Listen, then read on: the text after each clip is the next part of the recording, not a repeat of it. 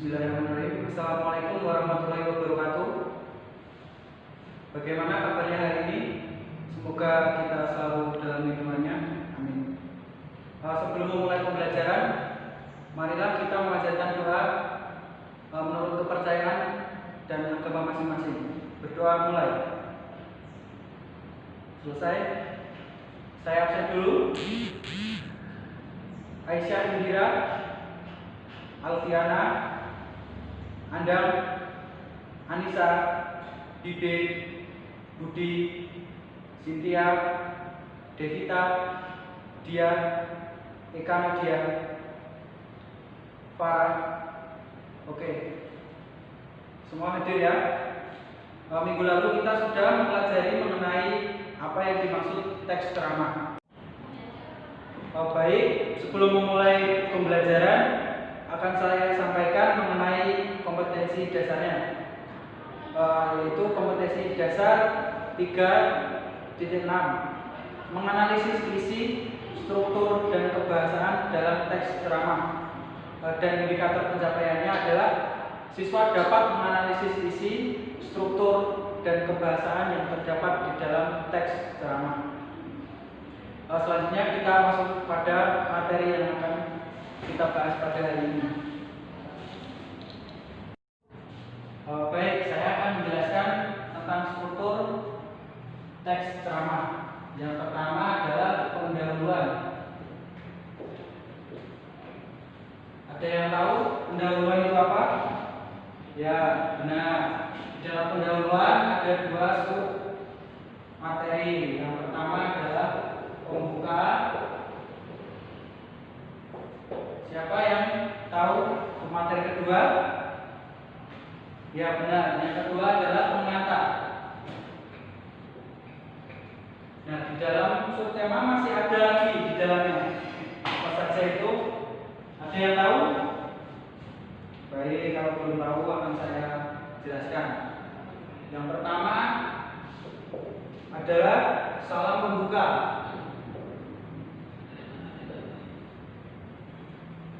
Yang kedua, ucapan penghormatan.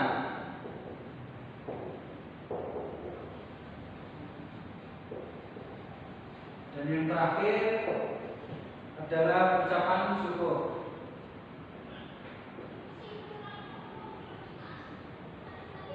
Nah, di sini akan saya jelaskan salam pembuka. Seperti pada umumnya, biasanya teks atau ceramah diawali dengan salam, misalnya assalamualaikum, selamat pagi, selamat malam, dan sebagainya. Sedangkan yang kedua adalah ucapan penghormatan. Biasanya berbunyi atau dituliskan hadirin yang terhormat, bapak ibu yang terhormat, atau bapak-bapak yang terhormat, dan sebagainya. Sedangkan yang terakhir ucapan syukur. Biasanya ini dinyatakan dengan kalimat tidak lupa kita panjatkan puji syukur kehadirat Allah Subhanahu wa taala. Nah, seperti itu. Jadi di dalam pembuka isinya ada 3, yaitu salam pembuka, ucapan penghormatan, dan yang terakhir ucapan syukur. Nah, di dalam pengantar di sini yang dimaksudkan adalah paragraf yang menuju ke inti masalah yang akan disampaikan di dalam teks ceramah. Seperti itu. Selanjutnya yang kedua adalah isi. Adakah yang tahu apa itu isi ceramah? Ya, isi ceramah adalah pokok masalah dari ceramah itu sendiri yang ingin disampaikan oleh pembaca atau penyampai kepada khalayak. Di dalam isi terdapat 2 subtema. Yang pertama adalah inti, dan yang kedua adalah gagasan. Di dalam inti terdapat paparan atau gagasan yang ingin disampaikan oleh si pembaca tersebut atau penyampai materi.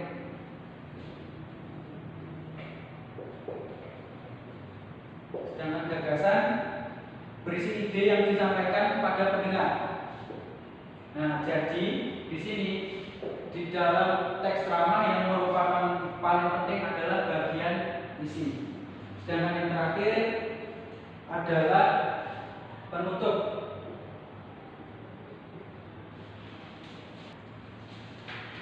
Di dalam penutup terdapat 3 subbagian.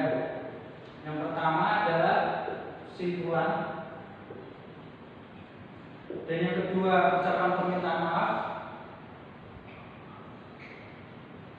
dan yang ketiga pastinya salam penutup.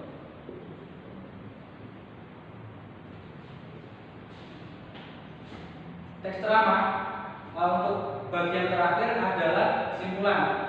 Kesimpulan yang di sini dimaksudkan adalah gagasan utama atau seperti isi, melainkan lebih dijelaskan mengenai garis besarnya. Dan tidak lupa ucapan permintaan maaf, biasanya dilafalkan atau dituliskan permintaan maaf mungkin seperti ini. Mohon maaf bila ada kesalahan, kurang lebihnya saya mohon maaf. Dan yang terakhir adalah salam penutup. Nah, sudah jelaskah sampai di sini? Ya, kalau sudah jelas, kita lanjut ke materi selanjutnya. Nah, di situ ada contoh mengenai teks ceramah. Adakah yang bisa mengetahui atau menyebutkan bagian pembuka di mana, serta isi lalu penutup? Silakan. Bagian pertama adalah pembuka. Silakan yang bisa menjawab. Ya, benar. Bagian pembuka terdapat di awal atau pendahuluan yang berbunyi segala puji Allah SWT atas karunia dan rahmatnya yang begitu besar bagi kita. Tidak lupa selawat dan salam pada Nabi besar kita Muhammad SAW. Nah, kalimat itu termasuk di dalam kalimat pembuka. Sedangkan selanjutnya pengantar. Selanjutnya ya pengantar. Moral ini bisa dilihat dari tingkah laku yang dilakukan oleh masyarakat sehari-hari. Nah, di sini berarti sudah ada gambaran mengenai isi yang akan disampaikan dalam teks ceramah tersebut. Yang kedua, isi. Silahkan yang sudah mengetahui apa itu isi. Ya, isi dari teks ceramah tersebut berada di paragraf kedua. Majunya teknologi tentu harus dibarengi pula dengan kemajuan cara berpikir dan seterusnya. Di dalam isi tersebut terdapat inti, yang mana inti tersebut adalah gagasan utama yang disampaikan oleh pemateri, dan tidak lupa juga di dalamnya terdapat sebuah gagasan. Selanjutnya adalah penutup. Nah, di bagian ini adalah bagian paling terpenting di dalam teks ceramah. Mengapa? Karena di dalam penutup terdapat simpulan, dan simpulan ini merupakan keseluruhan dari apa yang disampaikan oleh pembaca atau penyampaian materi. Kesimpulan tentunya berada pada paragraf terakhir. Coba kita lihat yang kalimat kedua. Panutan yang paling diikuti secara sadar dan tidak sadar adalah orang tua. Untuk itu penting juga bagi orang tua untuk berubah dan memiliki empati bagi orang lain, supaya pendidikan moral itu bisa terbentuk dengan sendirinya. Nah, di sini dapat kita amati bahwa simpulan dari teks ceramah tersebut adalah tentang sebuah pendidikan moral.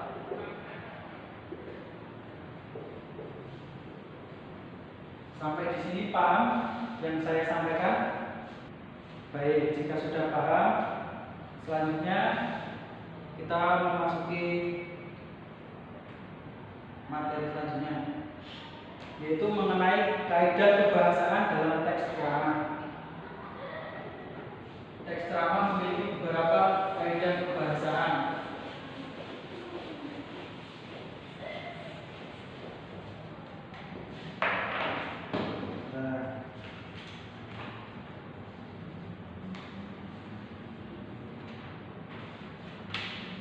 Yang pertama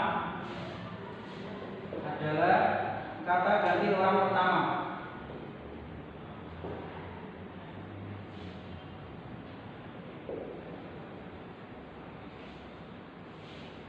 Dan yang kedua adalah kata ganti orang kedua.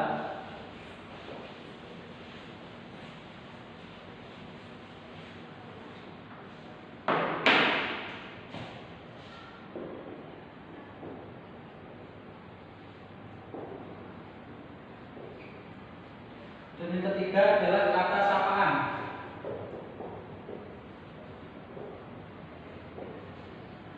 Keempat adalah kata yang menunjukkan sebab akibat.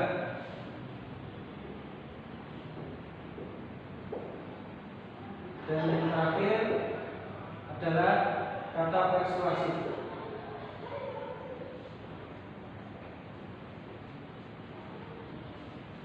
Nah, di sini akan saya jelaskan satu persatu apa yang dimaksud yang telah saya tuliskan.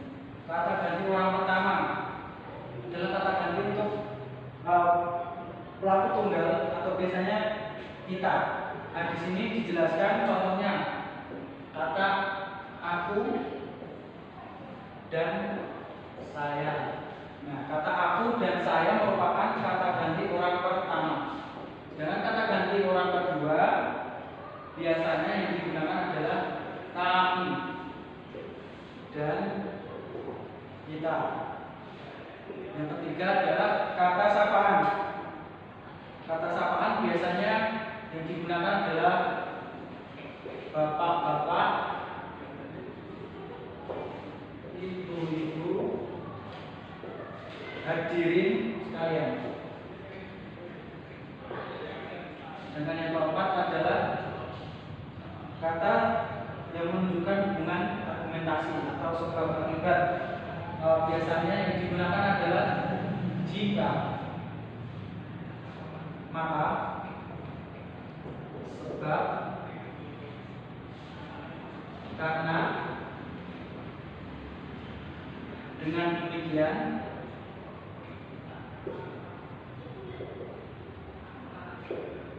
dan yang terakhir oleh karena itu. Nah, untuk kata persuasif biasanya yang digunakan adalah hendaklah, sebaiknya, kalau diharapkan, perlu, ayo, dan harus. Oke, sekarang kita belajar untuk menemukan dari kata ganti yang telah saya sampaikan di depan di dalam teks ceramah di sini. Untuk kata ganti orang pertama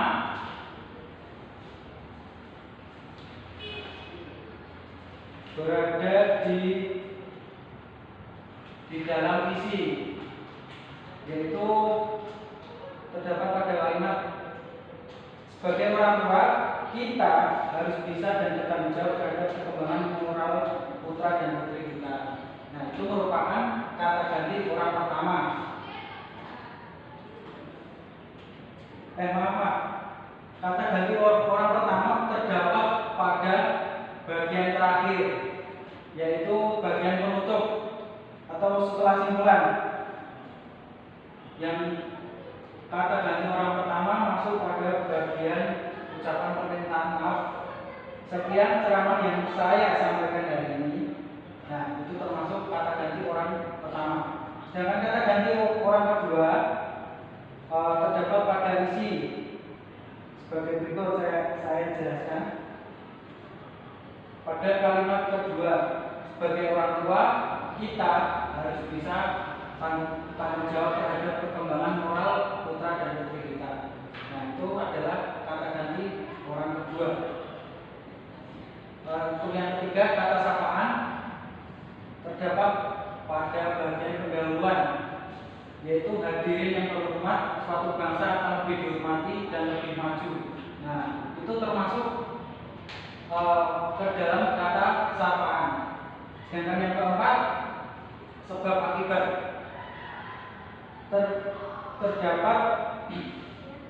Terdapat pada bagian pendahuluan terdapat pada kalimat yang sama seperti sebelumnya. Hadirin yang terhormat, suatu bangsa akan lebih dihormati dan lebih maju bukan hanya karena. Nah, kata karena itu masuk ke dalam sebab akibat. Untuk yang terakhir adalah kata persuasif. Terdapat pada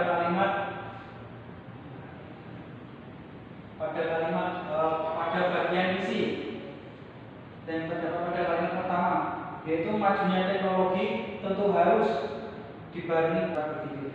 Nah, itu semua sudah ada dalam contoh yang telah saya berikan. Sampai di sini sudah paham semua yang telah saya sampaikan? Oke, baik. Jika sudah paham, materi untuk hari ini kita cukupkan. Untuk kesimpulan pada pembelajaran hari ini adalah bahwa struktur teks ceramah ada 3 bagian. Yang pertama adalah pendahuluan, yang kedua adalah isi, dan yang ketiga adalah penutup. Ini merupakan struktur dari teks ceramah. Sedangkan untuk kebahasaan yang terdapat dalam teks ceramah ada 5 poin. Yang pertama adalah kata ganti orang pertama. Yang kedua adalah kata ganti orang kedua. Yang ketiga adalah kata yang berhubungan sebab akibat.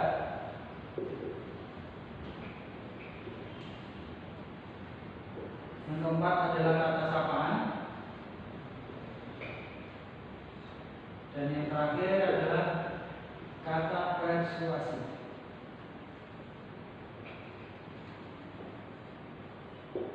Nah, itu adalah kesimpulan dari pembelajaran pada hari ini. Untuk selanjutnya silakan mempelajari untuk bab 4. Silakan mempelajari. Nah, sebelum saya mengakhiri pembelajaran, saya memberikan 2 tugas kepada kalian semua.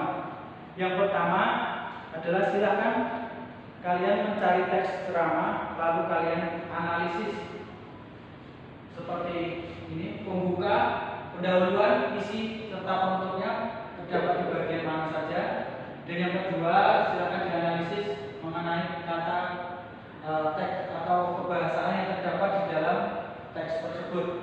Dan yang terakhir adalah silakan kalian membuat teks ceramah yang di dalamnya lengkap mengenai kebahasaan ataupun strukturnya harus lengkap.